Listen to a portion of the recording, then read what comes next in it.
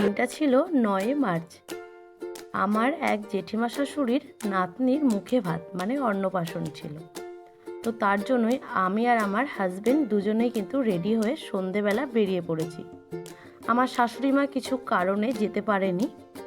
তো যাই হোক, দুজন মিলে কিন্তু চলে গেছি। আর গিয়ে দেখি কি সুন্দর করে বেলুন দিয়ে কিন্তু পুরো ডেকোরেশনটা করেছে।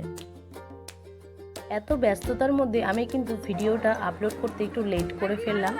তো যাই হোক, গিয়ে দেখি মেয়ের মা এখানে হ্যালো গাইস বলছে।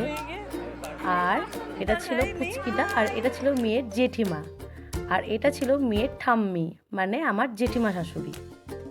আর এটা ছিল পুচকির অন্নপ্রাশনের ডেকোরেশন।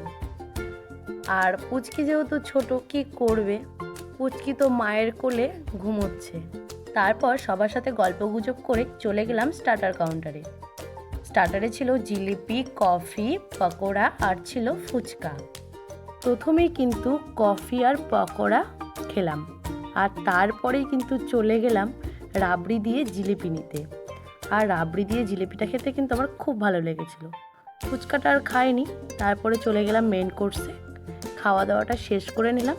তারপরে আবার সবাইকে টাটা বাই বাই বলে আবার বাড়ি ফিরছিলাম। তো যাই হোক, আজকের ব্লগটা এই পর্যন্ত। দেখা হচ্ছে নেক্সট কোনো ব্লগ নিয়ে। টাটা।